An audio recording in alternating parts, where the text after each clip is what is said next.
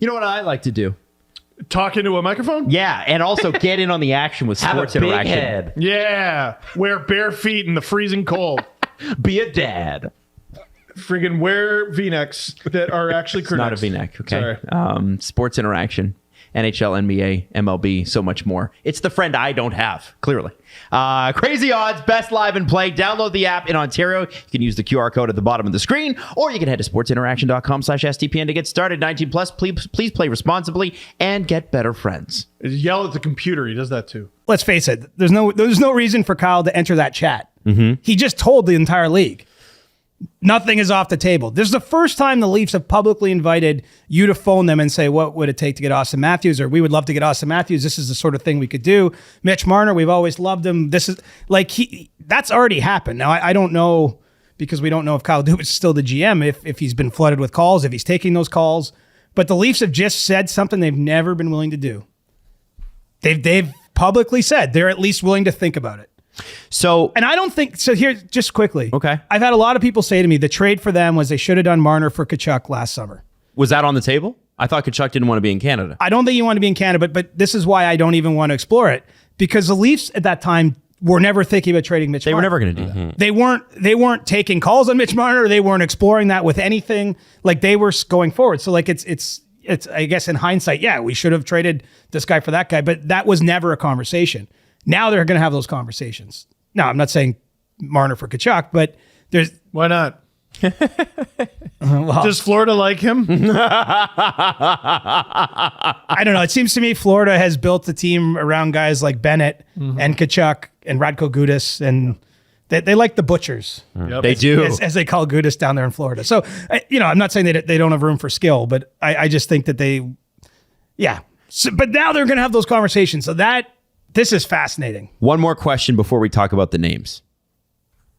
They don't have a lot of time to work whatever deals out they're going to work out. Because again, draft is in 5 weeks, free agency in 6 weeks. CJ's off in 6 weeks and 1 day. That's right. If a deal, Sorry, that wasn't on your calendar. if a deal does get done with the core four involved, and let's not mention any names yet, because I have a question for that too, and I'm going to ask Jesse and Steve the same. Will it get done by the draft, free agency? What do you suspect? Well, I think it's before free agency. It's all the same, right? The draft is the 28th and 29th of June, and free agency is July 1st. I suppose is that like, would they want to go hunting with a ton of cap space in free agency, even though the crop's kind of thin this year? Or do they, like that's sort of what I'm, because they'll have 14 million, but they got a whole bunch of free agents. The bigger issue is if you're trading a $10 or $11 million player, or even an $8 million player, $7 million player, it's hard to do it after July 1st to other teams because the other teams have made free agent decisions. So there's all kinds of reasons that say that June 30th is essentially the deadline for any of these deals. For one, of course, Matthews and Marner pick up full new move clauses. William Nylander gets a modified no trade clause as of July 1st. It's just easier to trade any of those players before that happens. You don't have to deal with their agents, although we can get into it, but there's reasons maybe you might have to a little bit. But in theory, you can just trade them to anybody before that date. And I do think by the time you get to July 1st and other teams start spending money, even if you put a superstar in the market, those trades become harder to make. I mean, the window is now. The window is 6 weeks, from right now, to think about that, to explore those deals.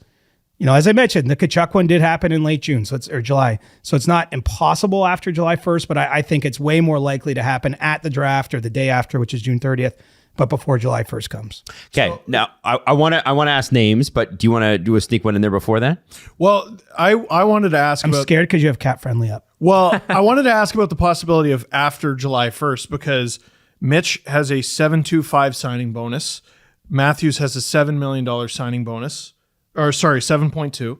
And Nylander has a 3.5. Is there any appetite in giving that unbelievable sum of money and then trading a player because there's added value there? Well, that's always been the secondary part of putting those signing bonuses in the contract. The first being the players like getting all their money up front. Of course. But the second has been, and we've seen it even going back to like the Matt Martin days and other trades the Leafs have made. Andreas Johnsson, I believe, was another one where they've paid a signing bonus on July 1st and then that player's, actual money is just way less. I mean, Almost all of them. You would have it in front of you. I think after Matthews is getting paid, like he's paid like $800,000 after that signing bonus. Even less, actually. 725, 750, and then next year 7.2 up front, 775 after.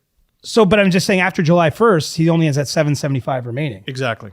Now, if you're trading Austin Matthews, dramatic pause. You need to work with him and his agent, because any team that's giving up whatever it would take to get him needs to know he wants to play there and will sign there. Yep. So for him, even though that no trade clause, no movement clause doesn't kick into July 1st, I feel like if you're trading him, you have to first go to him and get a list of the teams he'd be willing to negotiate an extension with, because otherwise it's not a great trade. If you're trading Mitch Marner, you really can't do that, because Marner can't sign an extension anyway till July 1st, 2024. Right. Now, you might want to be kind to him. My phone's blowing up. I'm nervous.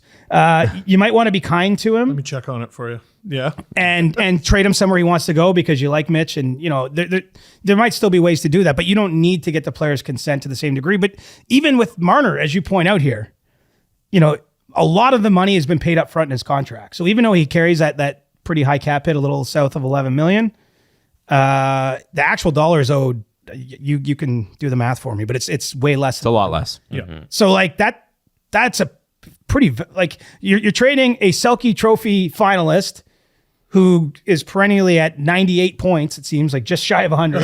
And, with the skill he does, kills penalties, still in the prime of his career, under contract for 2 more years. And the money is low relative to what the cap hit is.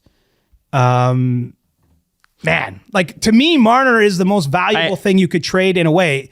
I think Austin Matthews, of course, at this point is a more accomplished player by just a few degrees, but Hart Trophy winner and all that. But if you're trading Matthews, you have to trade him to one of 3 or 4 places where he wants to play, and that team's signing him to like a $14 million extension. And those teams are. Hold on.